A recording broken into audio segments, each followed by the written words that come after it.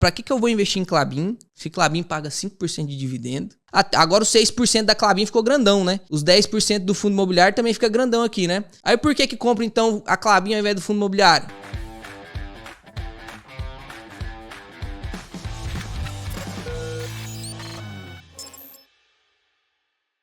Vamos falar sobre fundo imobiliário? Você acha que é o veículo de investimento que o investidor tem que começar? E, cara, já comenta aí, por que você acha que o Barsi não gosta? Por que ele tem uma opinião tão, assim, fala que é o forte, né? Conto do Vigário, pô. O Conto do Vigário é um negócio que, falando assim, é uma armadilha. Por que ele pensa dessa forma? É difícil entender o porquê que o Barsi pensa isso. Às vezes eu já tentei montar várias linhas de raciocínio para tentar entender o porquê que ele pensa exatamente dessa forma. Porque, assim, convenhamos, os fundos imobiliários... E você pode digitar no Google aí, uma pesquisa feita lá nos Estados Unidos chamada Too Strong, muito forte para ignorar. Too Strong to Ignore. Os caras compararam, Luan, a média dos rates, que é um pouquinho diferente dos fundos imobiliários, mas peço uma licença poética aqui, né? Com o SP500. Com o SP500. Cara, e o rendimento foi absurdamente maior. Aí o pessoal fala, não, mas lá nos Estados Unidos teve a bolha imobiliária, 2008, você consegue até ver no gráfico lá, assim, que a queda foi muito maior no índice de imobiliário lá, em 2008.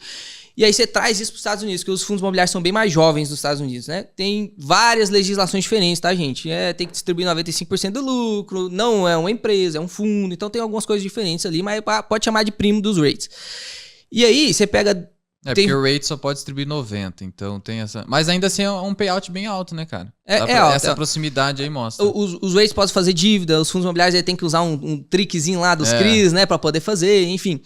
Mas aí, o que eu quero dizer é o seguinte, se a gente trazer isso aqui pro Brasil, e você vai ver assim, a média do IDIV, que é as empresas que mais pagam dividendos, a média do IBOV e a média do IFIX, desde 2014 até 2022. Você vai ver que o IFIX, ele tá ali, batendo o IDIV, muito próximo do IDIV. Uhum. Então, não tem como negar, contra fatos, não há argumentos, e aí a gente pode, lógico, depois tirar algumas outras coisas daqui. Vamos lá, vamos evoluindo aqui junto. Não tem como negar que entrega boa rentabilidade. Agora, é o tipo de ativo que você vai multiplicar exponencialmente seu capital? E aí a gente entra, na minha opinião, do porquê que eu acho que o Luiz Barsi não gosta tanto de fundos imobiliários. Como nós mesmos dissemos aqui, 95% do lucro dos fundos imobiliários são distribuídos semestralmente. Hoje distribui quase que mensalmente, mas a lei é semestralmente.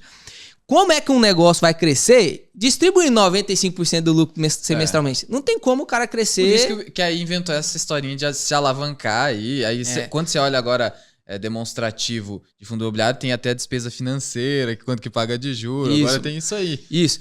E aí... Justamente porque é difícil de crescer, né? Aí precisa de uma alavancagemzinha, né? Pra tentar dar uma... Ou é subscrição, ou é uma alavancagem, né? Não tem como crescer. E aí, beleza, mas depois a gente fala disso. Aí o Luiz Barsi, eu penso a vida do Luiz Barsi. Aí o cara multiplicou 1 bilhão em 4 bilhões ali com o Unipar.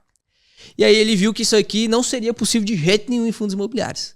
E eu penso assim, ou será que o Luiz Barsi... Porque o Luiz Barsi, ou ele sabe de alguma coisa que nós não sabemos, ou realmente ele tá ali, e isso é inegável, gente. O nosso cérebro, ele é moldado por experiências próprias.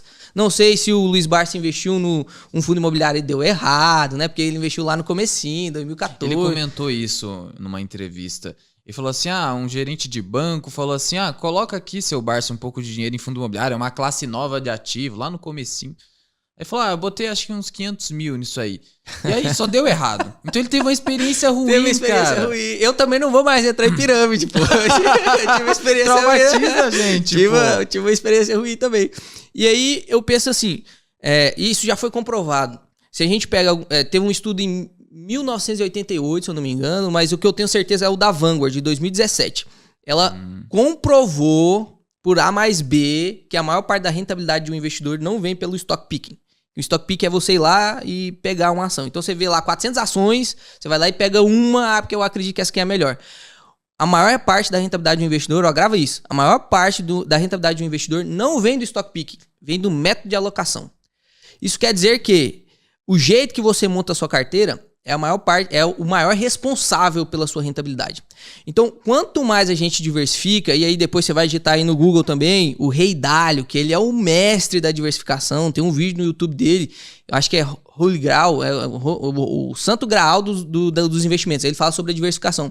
E, cara, já foi comprovado por estudo estatístico, estudo de um monte de carteira, que você ter uma carteira diversificada que tenha correlação negativa dentro da sua carteira é o sucesso, né? Então, 80% da rentabilidade da sua carteira vem do método de alocação. Então, beleza. Você saber escolher vai ter mais rendimento? Claro que vai. Você vai ser aí um cara que tem... Mas o problema é a gente só olhar para a rentabilidade. E aí o cara olha pra variação ainda. A gente esquece do tripé. É rentabilidade, risco, segurança e liquidez.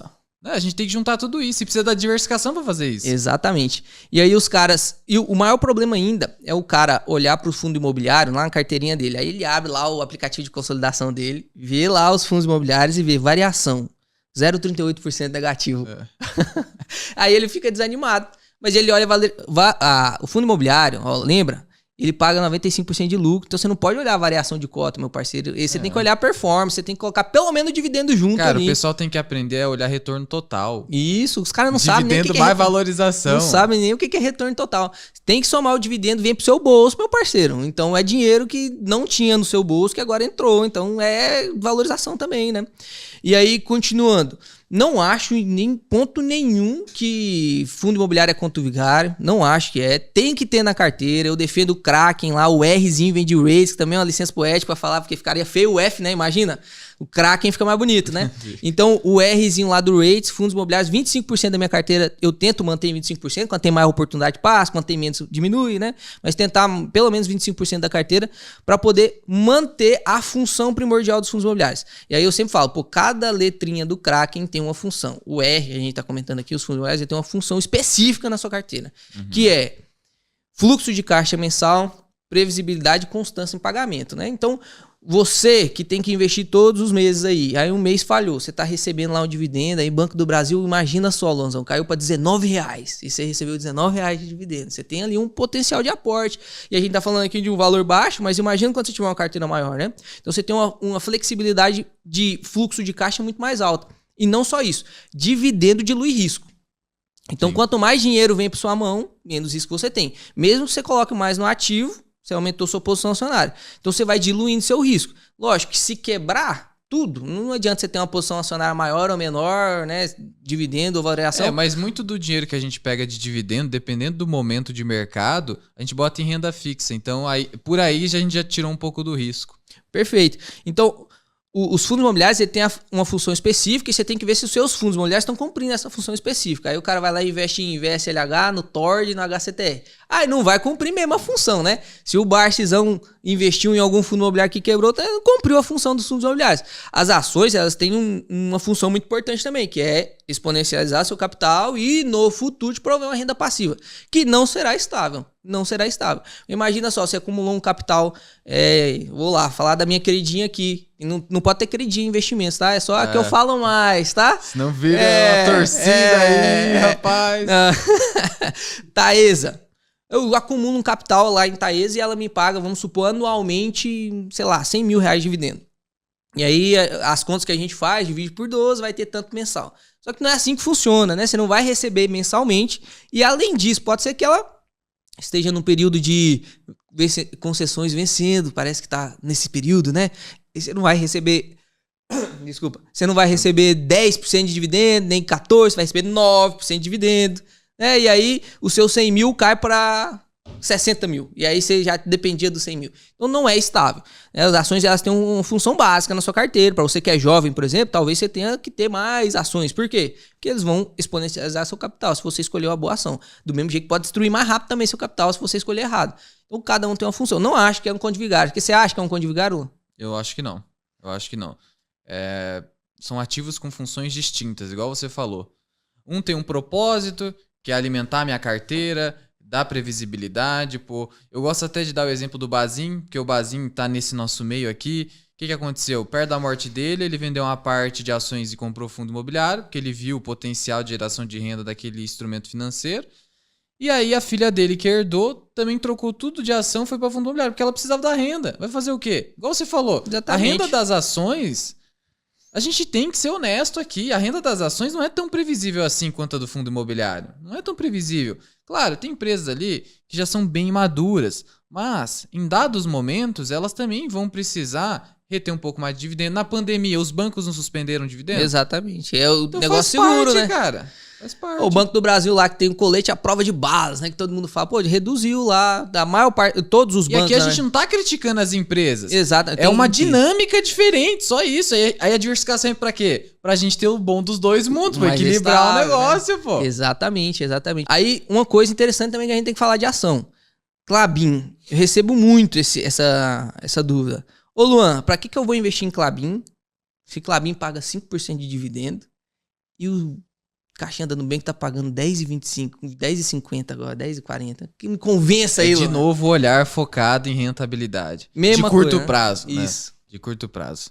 E aí, meu parceiro, sempre vai cair nessa armadilha, né? Pessoal, vocês têm que olhar no longo prazo, lógico, e você tem que lembrar da coisa que eu esqueci, que eu não sabia no começo, né? Talvez se você não sabia, você tá perdoado, mas agora você sabe. Então, depois do conhecimento, tem responsabilidade. Quando você coloca a renda fixa na jogada, você não tá tirando inflação, você não tá tirando imposto de renda. Se a gente fizesse uma conta rápida aqui, a gente ia ver que 6% de dividendo, que é a métrica do Bazin, você acha que o Bazin era bobo? O Bazin, ele escrevia a revistinha do jornal dele lá pra publicar, olhando pra a bolsa de valor ali, rolando, quebrando o pau ali, todo mundo gritando, eu compro isso por isso. E ele lá escrevendo, vendo todas as movimentações de mercado. Você acha que ele chegou nessa meta do preço teto de 6%? Por quê, cara? Vai ler o livro dele lá pra você ver. É o juro mundial, cara. 6% é o suficiente. Por que você acha que é? Você tem que fazer essas perguntas. Por que é 6%? Não é só 6% e acabou, não. Tem que saber. E aí você pega 10... Vamos tirar aqui. 10,40. Deixa eu pegar a calculadora aqui rapidinho. Opa. Só pra fazer essa conta aqui. Claro. Já pensou dar errado, hein, Luan? E aí a renda fixa...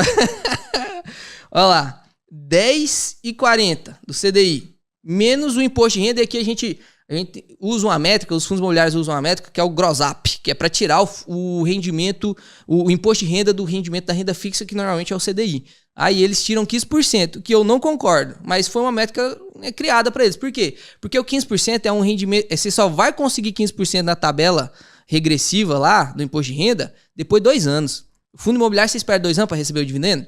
Você espera mensalmente, né? Então, teoricamente, teria que tirar 22,5. Mas nós vamos tirar 15 só, tá? Nós vamos tirar 15 só. Então, lá, ó, 10,40 menos 15%. Esse rendimento aqui, ó, não sei se dá para enxergar aí. 8,84. 8,84 é o rendimento líquido do CDI. Você vai colocar lá e quando você tirar depois de 2 anos, você vai ter 8,84 de rentabilidade, mas aí só para você entender aqui, né? Vamos supor que você consiga tirar mensalmente. Só que aqui tem inflação? Não tem. E aí chega num ponto importante também que o pessoal sempre pergunta. Pô, os fundos imobiliários, quando eu invisto, eu tô protegido da inflação ou não? Tô protegido ou não? Depende do fundo imobiliário que você investe, né? Mas, em geral, os fundos imobiliários de tijolos, eles te protegem da inflação. Porque eles repassam essa inflação. Você já morou num lugar alugado e o aluguel é o mesmo para sempre? Não, o aluguel sobe, né? Por que sobe? Porque a inflação bate no bumbum do cara que te aluga e ele fala, tem que passar isso para frente. A caneca aqui, se ficar mais caro para construir para fazer essa caneca aqui do Mirai Partners, você acha que a caneca vai ser vendida pelo mesmo preço? Não vai não, meu parceiro, vai aumentar o preço. Por quê? Porque o produtor, lembra disso, você que é consumidor, o produtor de qualquer coisa que seja, ele repassa a inflação pro consumidor. Quem que é o produtor do imóvel, né? Quem que aluga o imóvel? O fundo imobiliário vai repassar a inflação. Então, quando você recebe aquele dividendo yield, ele é ajustado pela inflação, cara. Quando o cara entende isso, ele some da renda fixa, não tem como ficar na renda. É só para reserva de emergência mesmo, não tem. Ou você vai investir na renda fixa para ganhar marcação de mercado, ou você vai guardar seu dinheiro na renda fixa só para reserva de emergência. E aí, se a gente tirar, fica até desonesto. A gente tirar aqui um IPCA médio, vamos colocar um IPCA médio de 4%, vou fazer conta de padaria, não é assim, tá? Só diminuir, mas vou fazer aqui uma conta de padaria só para ficar mais rápido. Ó, dá 4,84 de rendimento. Agora os 6% da Klabin ficou grandão, né? Os 10% do fundo imobiliário também fica grandão aqui, né? Aí por que compra então a Klabin ao invés do fundo imobiliário? E a Klabin tem potencial de multiplicação de capital. Agora você entende por que cada um tem sua função? A Klabin pode valorizar 100% e o fundo imobiliário não. E aí você vai vendo o que cada um pode fazer na sua carteira, justamente pra você construir uma carteira vencedora. Não, e outra nem coisa, tem receita né, de cara? bolo. Esse negócio da renda fixa, o pessoal fica ancorado, viés da ancoragem aqui, ancorado nessa taxa de hoje. Só que o pessoal tem que entender que taxa de juro alta é ruim pro governo. É ruim porque ele gasta mais com juros, porque o governo ele fica pegando dinheiro emprestado das pessoas, da poupança popular que a gente fala. E aí quanto mais alta tá essa taxa, mais ele gasta para pagar o pessoal. E outra, taxa de juro alta desestimula a economia. Isso pega mal pro governante, o político fica mal para ele. Então, em algum momento ele quer baixar essa taxa. Baixando a taxa, vai cair o rendimento. Só esperando. Vai cair o rendimento da caixinha do Nubank. Então o pessoal tem que ter, sabe? E a gente tenta fazer isso aqui com o pessoal, né? Ensinar eles a ter esse senso crítico, olhar o que tá por trás das coisas. Não só ficar no momento atual. Porque, afinal de contas, a gente tá ensinando o pessoal a investir, e investir é ter visão de longo prazo. Ficar só no pensamento de curto prazo, vai dar ruim, cara. É o famoso macaco pulando de galho em galho, né? O Warren Buffett fala isso, o Peter Lynch fala isso. Compre aos sons do violino e venda aos sons dos canhões. Não, contrário, né? Compre aos sons dos canhões e venda aos sons do violino. Porque na prática o pessoal faz isso. Mesmo. É assim que você aprendeu, né? Tem que ser o contrário. O Peter Lynch fala, não siga a manada, vá contra ela. E aí o que o pessoal vai fazer? Quando a taxa Selic baixar para 2, aí o pessoal que tava na renda fixa, agora tá rendendo tão pouco. Vamos pular pras ações. Aí tá tudo caro. Aí compra as ações tudo caro e reclama do dividendo yield. Não faz sentido nenhum isso, cara. Se você para e pensa só um pouquinho, você vai começar a entender que não é tão difícil assim. Lógico que existe conhecimento. Eu sempre falo isso pros alunos. A ignorância, o conhecimento ele é extremamente premiado. Você tem uma rentabilidade maior do que a maioria das pessoas. Por quê? Porque tá acima da média do seu conhecimento. Não tem como negar. Se você tiver um conhecimento acima da média, você vai ter um rendimento acima da média. Só que a ignorância, meu parceiro, é extremamente destrutiva. Nossa. É igual musculação. Total. Você treina 3 anos, dietinha trincando, e aí você fica num shape top. Para de ir 3 meses pra você ver. Murcha tudo. Vai ter uma memóriazinha muscular lá, mas vai murchar tudo. Então é ingrata, a Bolsa de Valores também é ingrata. A destruição, a gente tava falando sobre isso, né? A destruição é tão rápida, tão ligeira. Cara, e é assustador isso, né? Por isso que o brasileiro tinha que ter medo de gastar dinheiro. A gente é um país de renda baixa, baixo índice de emprego. E aí você vai lá e gasta tudo que você tem assim rápido. Né, cara? Tem uma segurança, né? Porque a destruição é rápida. E não tem previsibilidade nenhuma. Isso é loucura mesmo, cara. Loucura, cara. E... O que você tava falando? Eu até esqueci agora. Eu te interrompi. Não, eu só ia concluir que a Klabin lá pagando 6%, ficando grandão e o fundo imobiliário ficando grandão. E aí que começa a nascer os problemas. Porque aí o cara, vamos supor, né? Agora... tô investindo lá o meu dinheiro em Klabin e tal, e aí eu vejo agora, sei lá, vou usar a Taesa de novo aqui, pra não usar muito, pra depois não achar que é recomendação, vou usar só a Taesa. Porque senão a gente não pode comentar nada que já é recomendação. Igual foram perseguir o Barsi lá, só porque ele falava de... Eu fiz até um vídeo sobre isso também, isso, né? Loucura. Cara? Sempre vai ser martirizado, né? Não tem como não. O cara falou de IRBA, aí IRBA caiu, os caras vão ficar bravos. Olha aí, o cara não tá entregando peixe pra você não, moço. Ninguém mandou comprar. Pelo amor de Deus. Ele que se ferrou. Ele se ferrou também. No curto prazo, ele que comprou e tá perdendo dinheiro. Exatamente. Fica com uma alucinação. Loucura. E aí, o cara vê lá a Klabin pagando 6 e vê uma Taesa, por exemplo, pagando 14. Vamos supor, né? O que aconteceu ali quando o IGPM deu uma estourada pra cima. E aí ele fica pulando de galho em galho. Agora ele já entendeu que paga mais, que ainda fica. Só que ele fica pulando de galho em galho entre ação e ação. E aí ele nunca constrói Cuidado com essa palavra, tá? Que essa palavra engana muito. O preço médio. Ele nunca construi um preço médio. Ele fica fazendo trade, né? Que aí é o outro problema. O giro, né, cara? Aí fica fazendo giro de carteira. Teve um estudo genial, cara. Triste, mas genial nos Estados Unidos. Tem gente que fala assim, quem é muito apaixonado, né? Que fundo imobiliário, você tá correndo risco de renda variável e tendo retorno potencial de renda fixa. Eu discordo. Você acha... Por que você discorda? Porque o pessoal não conta a inflação. Uhum. Porque o dividendo, vamos pegar um fundo imobiliário aí agora que desdobrou. Você estudar, tá? Tem até a análise de RI lá dele, o GGRC, por exemplo. Ou então o próprio XPLG que caiu aí tá com o PVP mais baixo agora. Pô, esses fundos imobiliários... Inclusive fiz um vídeo, acho que vai ser publicado hoje no canal, essa gravação, e eu trouxe o XPLG, que tá barato. Boa, olha aí. E olha aí, o que o XPLG tem, cara, com R$100, agora deve estar custando uns 102, 103 por aí, né? Você consegue se expor aos 46 imóveis que repassam a inflação e que você recebe. Agora ele tá com um probleminha de inadimplência que vai ser resolvido, mas você recebe 8%, 7,5% de dividendo.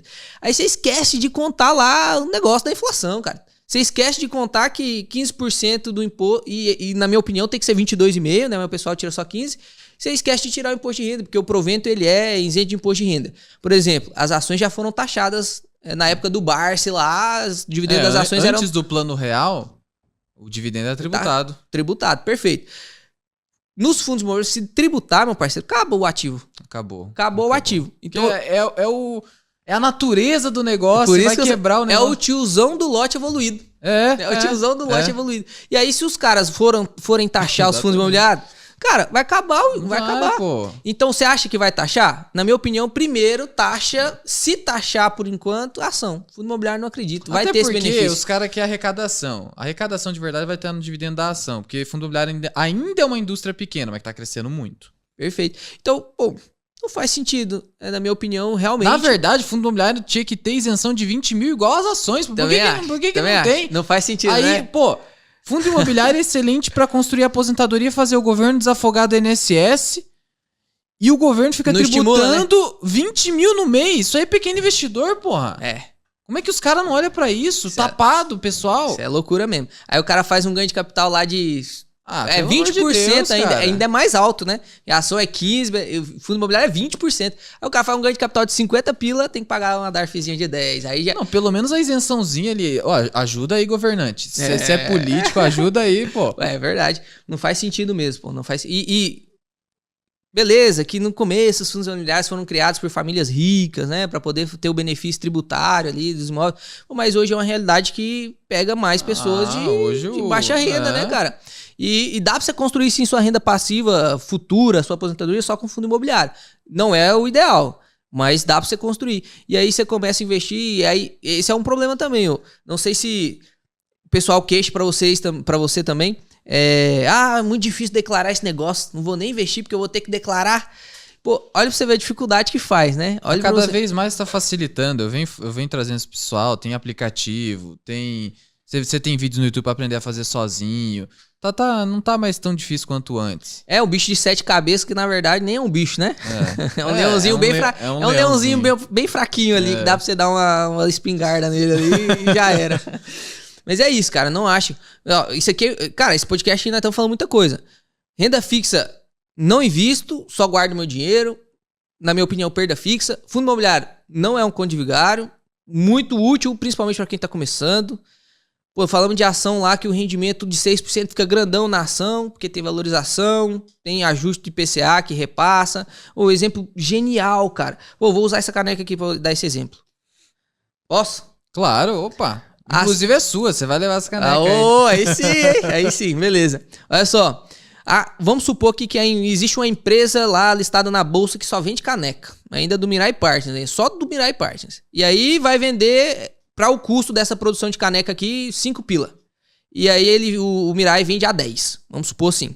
Então o lucro é R$5, beleza? Só pra você tirar da sua cabeça de uma vez por todas, porque tem muito discurso maximalista aí agora na internet, tá viralizando, que a empresa não repassa o IPCA, tá? E depois a gente discute sobre M3 e IPCA, mas por enquanto pensa nisso.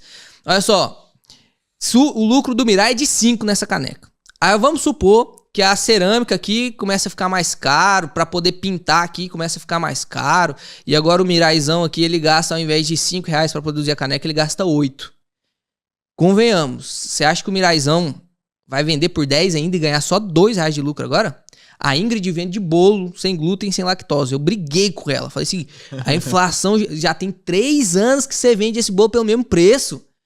Pô, você tá ganhando, o seu lucro já era baixo, tá só abaixando. Tem repasse de inflação e existe ainda um fenômeno econômico em que as empresas se aproveitam da inflação, principalmente se for de um setor, assim, Coca-Cola. Todo mundo toma, independente do preço. Se subir R$2 agora, todo mundo vai continuar tomando. Onde, ao invés do Mirai, que agora a caneca tá de 8. Ao invés dele subir para 13, para continuar lucrando 5, ele sobe para 15. E fala, pô, foi a inflação, tive que repassar. E agora o lucro dele não é 5 mais, é 7. As empresas, elas repassam a inflação. E aí essa inflação, você não enxerga ela ali, cara. Mas perceba, se o lucro aumenta, todo mundo que faz análise de empresa vai olhar o lucro aumentando e com uma máxima dos investimentos, ó, anota aí, cotação segue lucro. Então se o lucro aumentou, por mais que seja pela inflação, a cotação vai subir também, por mais que seja pela inflação. Então, se aumentou o lucro, vai aumentar a cotação. E aí você vai ter esse repasse da inflação dentro do seu patrimônio, seja por mais dividendo, que aumentou o lucro, ela pode distribuir mais mesmo, ou pela variação de cota. Então, pô, é protegido, cara, é protegido. É como se fosse o IPCA mais 6, a Klabin 6% de dividendo. É como se fosse o IPCA mais 6. Dá pra ganhar muito mais do que o IPCA mais 6 com ação, né? Por isso que você tem que saber escolher melhor as suas ações. Tem que estudar de verdade, né? Mas, pô, já falando... mesmo, eu costumo até brincar. Quando eu era criança, minha mãe dizia, sai logo do banheiro que eu não sou sócia da Copel, que aqui no Paraná é a Copel. Aí eu falo, hoje em dia, pô, você acha que a conta de luz tá cara? Então... Você é consumidor, você acha que está sendo lesado? Por que na outra ponta você não está como investidor para se beneficiar disso, você está dizendo que está caro? Exatamente. Então você tem essa possibilidade por causa da inflação. Exatamente. Que é repassada pelas empresas.